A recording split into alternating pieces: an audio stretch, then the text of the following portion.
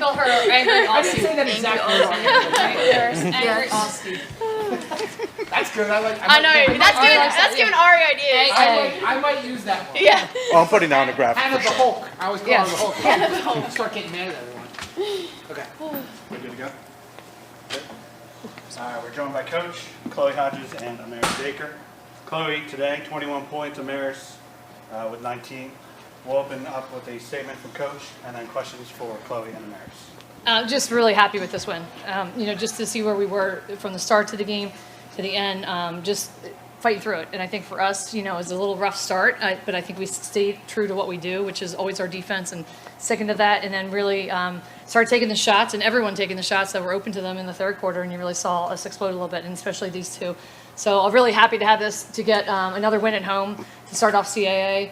I couldn't be prouder of this group because I think they're working every day to prove that they can win these kind of games. And the work they put in is starting to show off right now. So I'm really happy with this win at home today.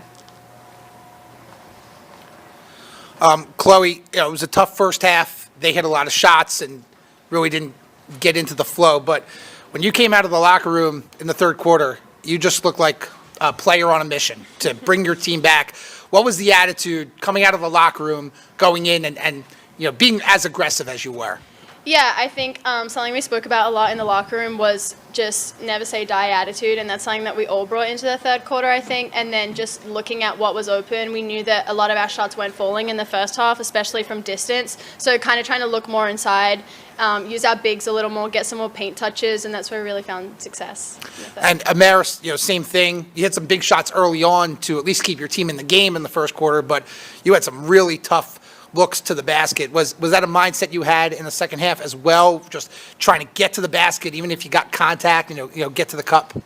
I just wanted to stick to the script, just play defense. One thing with us, we demand a lot out of each other, and we know the game's not over until it's fourth quarter, 0 seconds left. So we have a lot of fight, and my thing was, just get that team win. So as long as we win, get that. And then for you, you started off really well. They had a little bit of a lull, but really as of late, you started to score in double figures. And have you started to get back to who you are as a player over the last few games? Yes. Just having that confidence in myself, just keep working, staying true to the process, and that's just what it took. Just having the confidence from my teammates, my coaches, get my mindset right, and I'm back. And Chloe, you get a comeback win. You're down by as many as 14.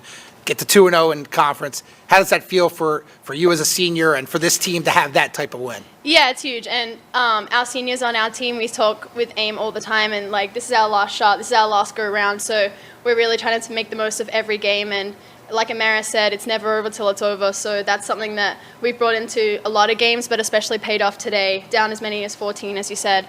And then a huge third quarter, which we've been having a lot of as of late. So hopefully we keep it going.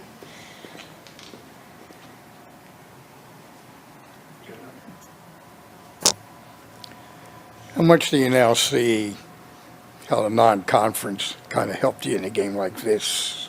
Anybody?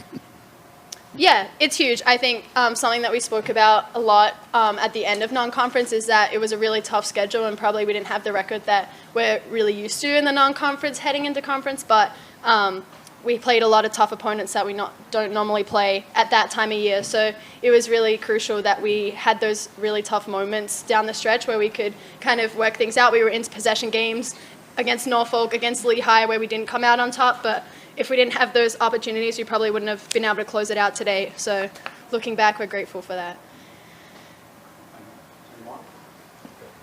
Go sign off, guys. Thanks, guys.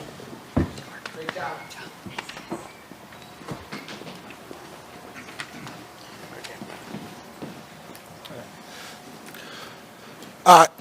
Coach, Northeastern was really executing offensively in that first half, and they were playing the inside-outside game really well. You had Bristol down low. They were, I think, 60% from three. What adjustments did you guys make in the locker room to kind of limit their points in the paint and limit their clean looks from three as well? Northeastern's a veteran team. A lot of what they're doing out there, they distribute the ball well. They have such a great guard. and Darian. And, when you're playing a team like that, you really have to be on point with your defense. So I think coming out in the third quarter, I think that was really important that we were able to limit what 31 was doing around the basket. And a lot of it was just the activity of stunning the ball, just making them think a little more about the next pass. And I think we just did a better job staying as one. I think before it was almost like we were ball watching a little bit. So I felt like in the third quarter we came out a little bit. And it's the same thing. There weren't a lot of fouls called in this game. So and that was one of the things I addressed. I said, hey, you gotta almost like go so hard that they have to call the foul against you, especially on the rebound. I think the rebounding, giving not giving them second chance points, which was huge for us. Jasmine Valentine did a great job inside, and obviously with Hedda Satman, but just tagging and going in there and really giving her a little more trouble inside around the basket. So I think the thing is you feel like you kind of wore down a little bit, and I think that was the goal, is to try to wear them down a little bit. And that happened, I think, on the offensive end, because in the third quarter we transitioned really well, and that was one of our goals, to get out. One of the reasons we did in the first two is they were making everything, so we didn't get to get that, but we had the opportunity in the third quarter, and I thought we took advantage there.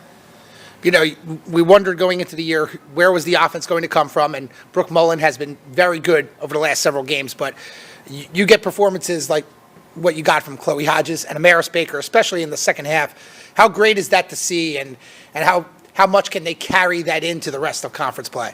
I hope they carry it. I think that's been the key all, non-conference, trying to find those other scorers and people contributing. You saw bits and pieces of it, so it makes me really happy to look at the box score and see, 2 or 3, in some cases 4 people in double figures, and it's been different people. Obviously, Brooke Mullen leading the way for us, but I think that's going to be huge for momentum, for confidence, for understanding what we do on the floor. That today they were zoning in on Brooke, and we took advantage, and other people scored. And I think that's really important that we know that's how we can score. Speaking of Brooke, in this one, even though in the end she gets overshadowed a little bit, you draw even, and then it's like you're kind of what I saw at St. Joe's yesterday. You draw even, and then you can't convert it the other way.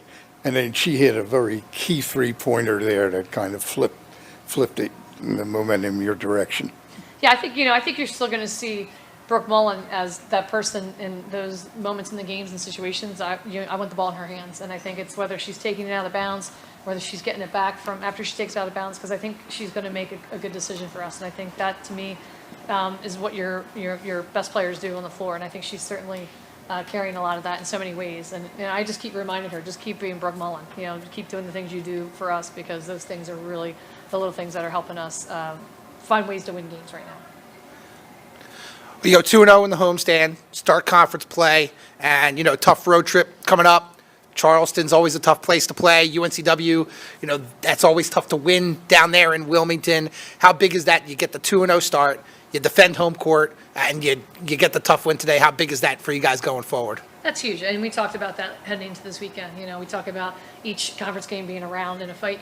So we had 11 rounds in the preseason, and I think we got knocked down, but we got back up. We didn't get knocked out, so I think now it's time for us to start taking that, each of those punches each game. And so I think for us, being on your home court, having that piece, at home is going to be really important as we head into the road stretch, where Charleston, unbelievable, team that's picked, got votes for #1 preseason. We know what we're going to see. We're there. And then Wilmington, another one that's a sleeper that, you go into their gym. It's a tough place to play. So I'm really hoping that the things we learned, especially from these first 2 games in conference, we take with a little bit of momentum going into our first road trip. Thanks, Coach. Thank you. Thanks.